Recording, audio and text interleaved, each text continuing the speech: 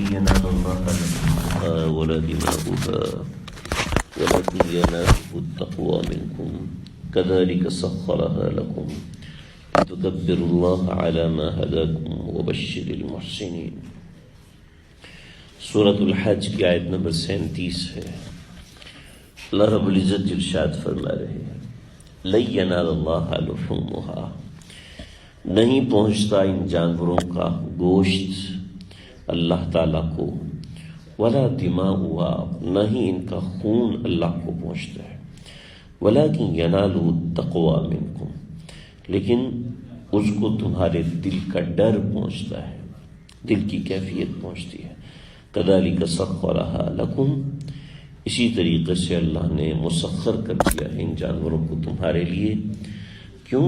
لتکبروا اللہ علی ما ہداکم، تاکہ تم اللہ کی بڑائی بیان کرو جیسا کہ اس نے تم کو ہدایت دی ہے۔ وبشر المحسنین، اور بشارت ہو نیکوکاروں کو۔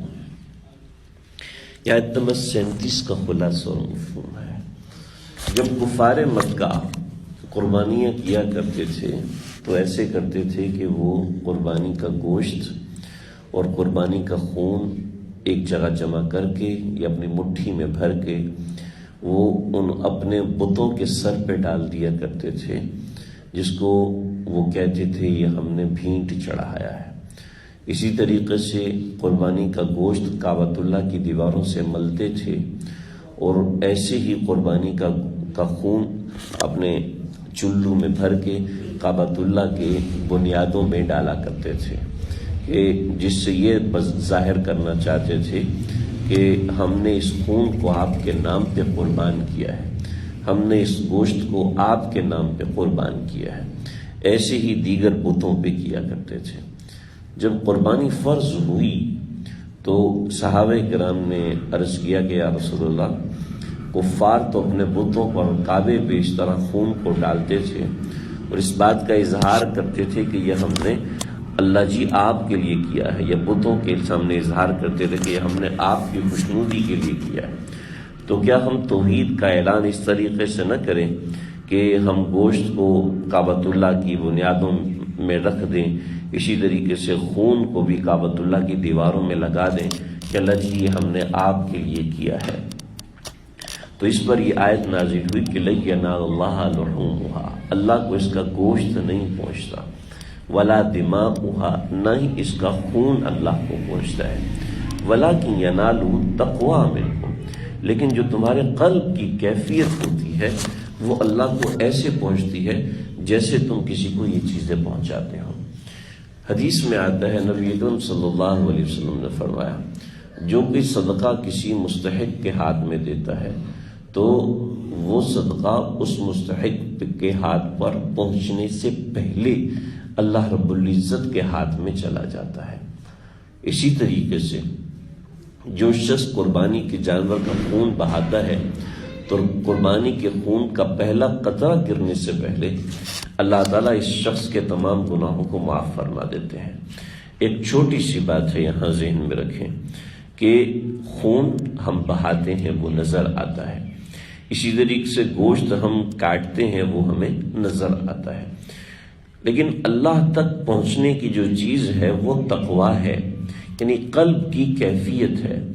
قربانی کا جانور ذبح کرتے وقت ہمارے پاس کیا ہوتا ہے جو ہم اللہ کو پیش کر سکتے ہیں، یہ اللہ ہمیں اس آیت میں ہلانا چاہتے ہیں کہ جب تم قربانی کر رہے ہو تو تمہارے پاس مجھے پیش کرنے کے لیے کیا ہے؟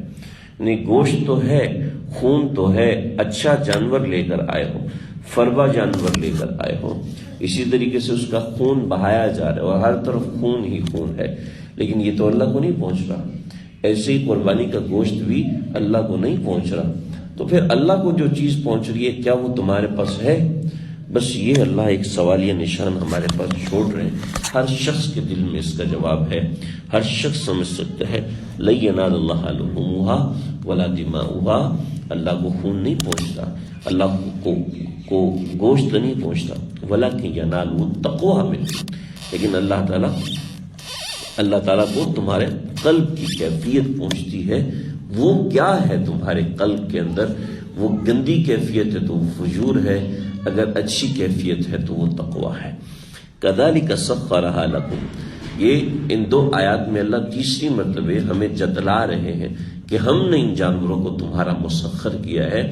اس کے اندر نشانی ہے، اس کو دیکھ کے ہماری معرفت حاصل کرو کہ اگر مرغی تمہاری مسخر ہے، اگر بکری تمہاری مسخر ہے، اگر گائے تمہاری مسخر ہے، بھینس تمہیں پابند ہو کے ایک جگہ بن جاتی ہے اور دودھ دیتی ہے، اگر وہ تمہاری مسخر ہے تو تمہاری عقل کا اس میں کام نہیں ہے، بلکہ یہ ہمارا فیصلہ ہے۔ اور ہم تو عام طور پہ ان آیات کو نہیں سمجھتے۔ میرے ایک دوست ہیں جن کے باڑے ہیں، وہ جانوروں کی خرید و فروخت اور اس طرح کے معاملات، جب انہوں نے یہ آیت سنی تو جھوم گئے، کہتے ہیں واہ واہ، واقعتاً اللہ رب العزت نے اگر صرف ایک بھینس جب وہ بیمار ہو جاتی ہے یا سرکش ہو جاتی ہے یا اس کا دماغ گھوم جاتا ہے تو وہ پورے باڑے کی دیواریں توڑتی ہے، پورا تیار کردہ سامان توڑتی ہے، یعنی جتنی بارش سے باڑے میں تباہی مچتی ہے ایک بھینس کے سرکش ہونے سے اس سے زیادہ تباہی مچتی ہے۔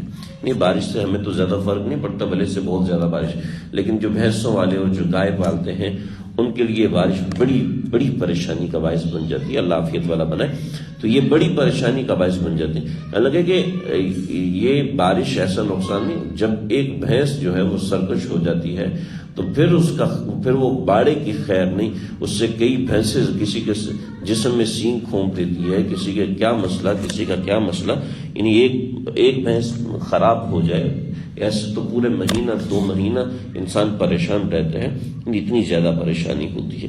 میں لگے کہ یہ سمجھ میں آتا ہے کہ اللہ نے ان کو مسخر کیا۔